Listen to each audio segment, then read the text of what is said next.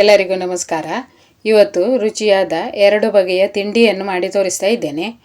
ಮೊದಲಿಗೆ ಒಂದು ದೋಸೆ ಮಾಡಿ ತೋರಿಸ್ತಾ ಇದ್ದೇನೆ ನೋಡಿ. ತುಂಬಾನೇ ಮೃದುವಾಗಿ ತುಂಬಾನೇ ರುಚಿಯಾಗಿ ಆಗ್ತದೆ. ದೋಸೆ ಮಾಡಲಿಕ್ಕೆ ಏನೆಲ್ಲ ಸಾಮಗ್ರಿಗಳು ಬೇಕು ಅಂತ ತೋರಿಸ್ತೇನೆ. ಮೊದಲಿಗೆ ಒಂದು ಪಾತ್ರೆಯಲ್ಲಿ 2 ಕಪ್ ಆಗುವಷ್ಟು ಅಕ್ಕಿಯನ್ನು ಹಾಕ್ಕೊಳ್ಬೇಕು. ಅಕ್ಕಿ ನಾನಿಲ್ಲಿ ರೇಷನ್ ಅಕ್ಕಿ ಉಪಯೋಗಿಸ್ತಾ ಇದ್ದೇನೆ. ದೋಸೆ ಅಕ್ಕಿ ಯಾವತ್ತೂ ಇದ್ರೂ ನೀವು ಹಾಕ್ಕೊಳ್ಬೋದು. 2 ಕಪ್ ಅಕ್ಕಿ ಹಾಕಿದ್ದೇನೆ. ಹಾಗೆ ಅದಕ್ಕೆ ಒಂದು 2 ಚಮಚ ಆಗುವಷ್ಟು ಮೆಂತೆಕಾಳು, 2 ಅಥವಾ 3 ಚಮಚ ಮೆಂತೆಕಾಳು ಹಾಕಿದ್ರೂ ಆಗ್ತದೆ. ಈಗ ಇದನ್ನು ನೀರು ಹಾಕಿ ಚೆನ್ನಾಗಿ 2 ರಿಂದ 3 ಸಲ ತೊಳಿಬೇಕು. ಈಗ ನಾನು ಇದನ್ನು ತೊಳೆದು ಇದರ ನೀರು ತೆಗೆದು ತರ್ತೇನೆ.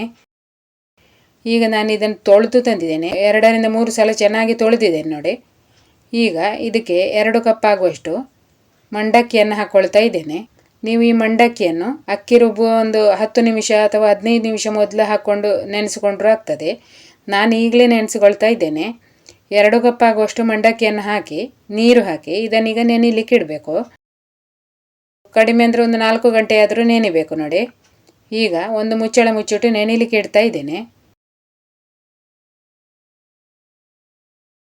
ಈಗ 4 ಗಂಟೆ ಆದಮೇಲೆ ಮಂಡಕ್ಕಿ, ಮೆಂತೆ, ಅಕ್ಕಿ ಎಲ್ಲ ಚೆನ್ನಾಗಿ ನೆನೆದಿರ್ತದೆ.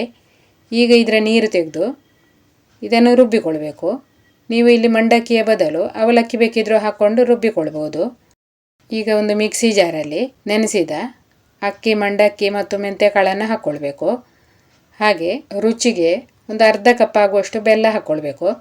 ಅರ್ಧ ಅಥವಾ ಅದಕ್ಕಿಂತ ಸ್ವಲ್ಪ ಕಡಿಮೆ ಹಾಕಿದರೂ ತೊಂದರೆ ಇಲ್ಲ. ನಿಮಗೆ ದೋಸೆ ಎಷ್ಟು ಸಿಹಿ ಬೇಕು ನೋಡಿ ಅದಕ್ಕೆ ಅನುಸಾರವಾಗಿ ನೀವು ಹಾಕ್ಕೊಳ್ಬೋದು. ಈಗ ಒಂದು 1/4 ಚಮಚ ಅಥವಾ ಒಂದು ಅರ್ಧ ಚಮಚ ಅರಶಿನ ಪುಡಿ ಹಾಕ್ಕೊಳ್ಬೇಕು. ಈಗ ಇದಕ್ಕೆ ನೀರು ಹಾಕಿ ರುಬ್ಬಬೇಕು. ದೋಸೆ ಹಿಟ್ಟಿನ ಹದಕ್ಕೆ ರುಬ್ಬಿಕೊಂಡ್ರೆ ಆಯಿತು.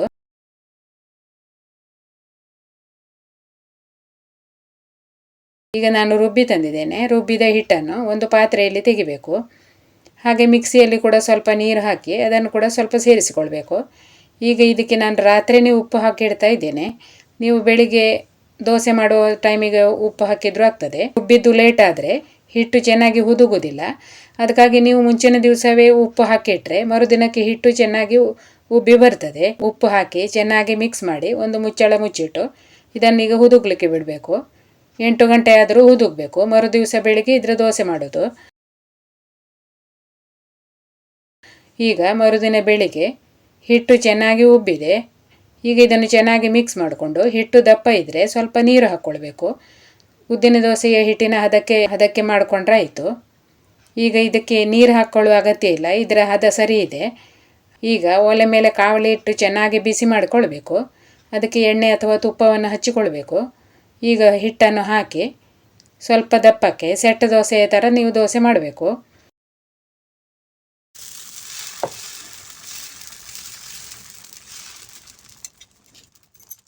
ಈಗ ಒಂದು ಮುಚ್ಚಳ ಮುಚ್ಚಿಟ್ಟು ಮೀಡಿಯಮ್ ಉರಿಯಲ್ಲಿ ಇದನ್ನು ಬೇಯಿಸಬೇಕು.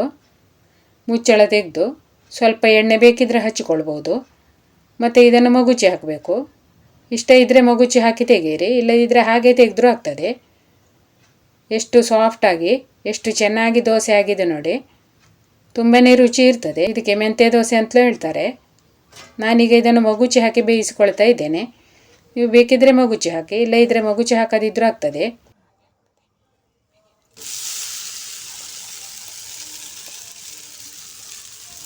ರುಚಿಯಾದ ದೋಸೆ ರೆಡಿಯಾಗಿದೆ. ಗೂಡು ಗೂಡಾಗಿ ಎಷ್ಟು ಚೆನ್ನಾಗಿ ಆಗಿದೆ ನೋಡಿ. ಅಷ್ಟೇ ಮೆತ್ತಗಾಗಿ ಆಗ್ತದೆ, ಹತ್ತಿಯಷ್ಟು ಮೆತ್ತಗೆ ಇರ್ತದೆ. ನೀವು ಈ ಥರದ ದೋಸೆ ಮಾಡಿ ನೋಡಿ.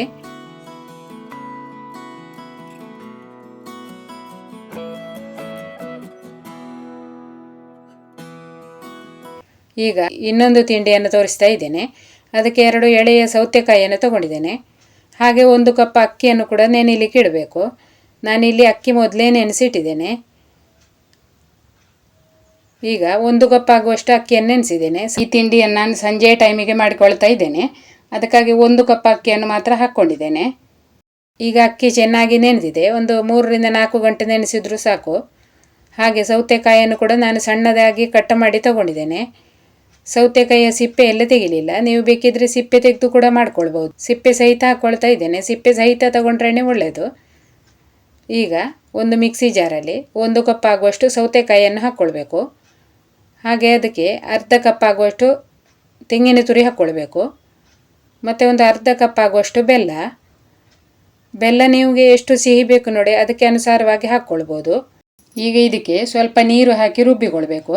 ನೀರು ಹಾಕದೆ ಮೊದಲಿಗೆ ಹಾಗೆ ರುಬ್ಬಿಕೊಂಡ್ರೂ ಆಗ್ತದೆ.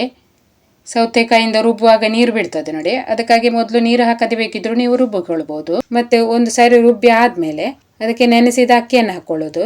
ಜೊತೆಯಲ್ಲೇ ರುಚಿಗೆ ತಕ್ಕಷ್ಟು ಉಪ್ಪನ್ನು ಹಾಕಿ ರುಬ್ಬಿಕೊಳ್ಬೇಕು. ರುಬ್ಬುವಾಗ ಸ್ವಲ್ಪ ತರಿಯಾಗಿ ರುಬ್ಬಬೇಕು, ಜಾಸ್ತಿ ನಯವಾಗಿ ರುಬ್ಬಬೇಕಾಗಿಲ್ಲ.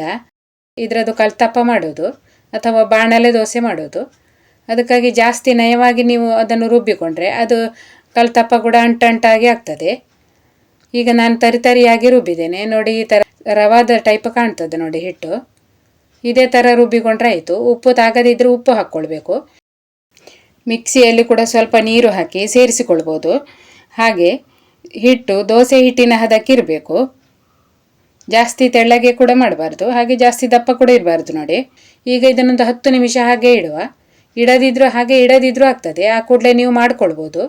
ಬೇಕಿದ್ರೆ ಒಂದು ಸ್ವಲ್ಪ ಹೊತ್ತು ಸೆಟ್ ಆಗಲಿಕ್ಕೆ ಬಿಟ್ಟರೂ ಆಗ್ತದೆ. ಈಗ ನಾನೊಂದು 10 ನಿಮಿಷ ಹಾಗೆ ಮುಚ್ಚಿಟ್ಟಿದ್ದೆ. ಈಗ ಒಂದು ಬಾಣಲೆಯನ್ನು ಒಲೆಯ ಮೇಲೆ ಇಟ್ಟಿದ್ದೇನೆ.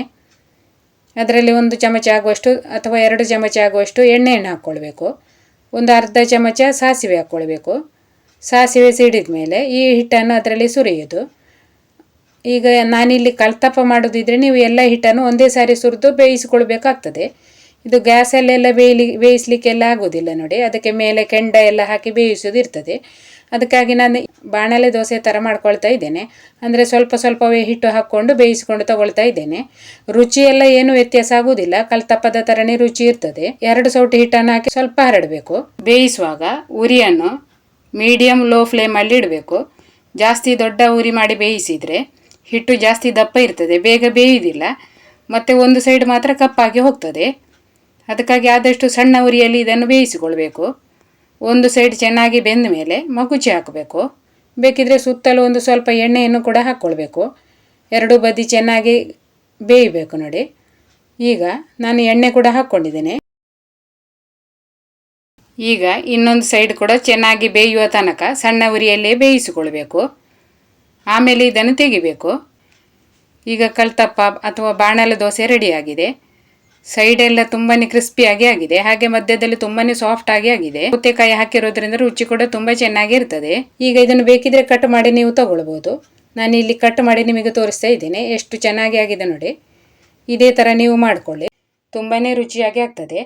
ಮತ್ತು ಮಕ್ಕಳಿಗೆ ಕೂಡ ತುಂಬಾ ಇಷ್ಟ ಆಗ್ತದೆ ನೋಡಿ, ಸಿಹಿಯಾಗಿರ್ತದಲ್ಲ, ಹಾಗಾಗಿ ಮಕ್ಕಳು ಕೂಡ ತುಂಬ ಇಷ್ಟಪಟ್ಟು ತಿಂತಾರೆ. ವಿಡಿಯೋ ಇಷ್ಟ ಆದರೆ ಒಂದು ಲೈಕ್ ಮಾಡಿ, ಹಾಗೆ ನಿಮ್ಮ ಅನಿಸಿಕೆಯನ್ನು ಕಮೆಂಟಲ್ಲಿ ತಿಳಿಸಿ.